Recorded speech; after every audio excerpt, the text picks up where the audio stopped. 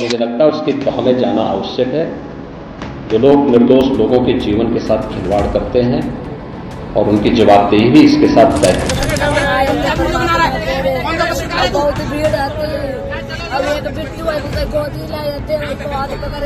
हाथरस भगदड़ मामले ने पूरे देश को झकझोर के रख दिया है। इस मामले में पुलिस ने एफआईआर दर्ज कर ली है।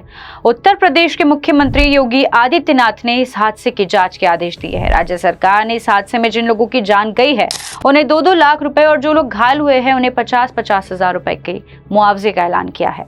इस हादसे को लेकर राष्ट्रपति मुर्मू और पीएम मोदी ने शोक संवेदना व्यक्त की थी। आइए विस्तार में इस घटना की मैं जानकारी आपको बता देती हूँ।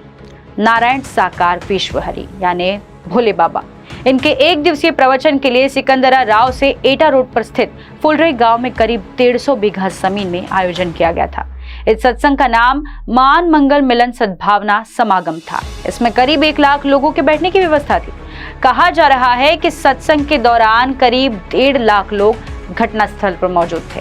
सुबह 11 बजे बाबा भोले मंच पर आए। भीड़ अधिक होने के कारण सत्संग के शुरू होने के समय से अव्यवस्था दिख रही थी। दोपहर करीब 1:45 बजे के दौरान आरती के साथ सत्संग समाप्त हुआ। सत्संग समाप्त होने के बाद वहां मौजूद श्रद्धालु सत्संग स्थल से बाहर निकलने लगे। इसी दौरान वहां से बाबा का काफिला भी निकला। इसी दौरान श्रद्धालु बाबा के दर्शन के लिए आपस में धक्का मुक्की करने लगे। इसी दौरान वहां भगदड़ मच गई।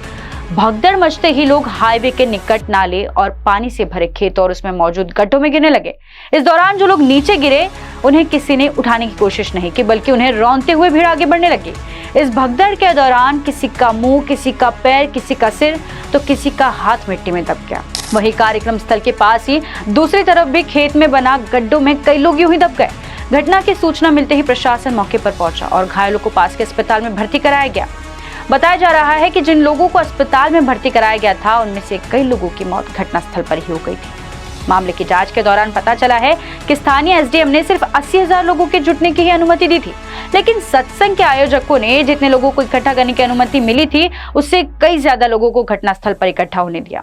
उत्तर प्रदेश के मुख्यमंत्री योगी आदित्यनाथ ने इस घटना को लेकर जांच कमेटी का गठन किया है। सीएम योगी ने 24 घंटे के भीतर इस घटना को लेकर रिपोर्ट पेश करने को कहा है। अब बात करते हैं भोले बाबा के बारे में। इनके बारे में बात करें तो बाबा सफेद सूट और सफेद जूते में दिखाई देते हैं। भोले बाबा का असली नाम सूरजपाल है। सभी जाति वर्ग के लोग इनसे जुड़े हुए हैं। भोले बाबा कासगंज जिले के पटियाली तहसील के बहादुर नगर गांव के रहने वाले हैं। उनके पिता एक किसान थे। भोले बाबा पुलिस में सिपाही के रूप में भर्ती हुए थे। भोले बाबा ने यूपी पुलिस में काम करते हुए 12 थानों में अपनी सेवाएं दी है।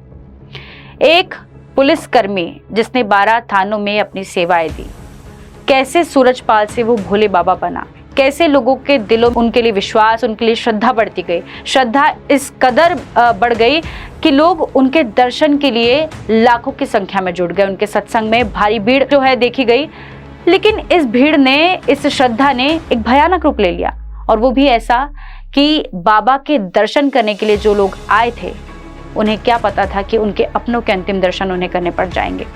इस भीड़ ने, इस सत्संग ने और इस श्रद्धा ने कई लोगों की जान ले ली है। 117 लोगों की लाशें पाई गई है। ये एक बहुत दर्दनाक घटना है और कारा न्यूज़ भी इस घटना की निंदा करता है।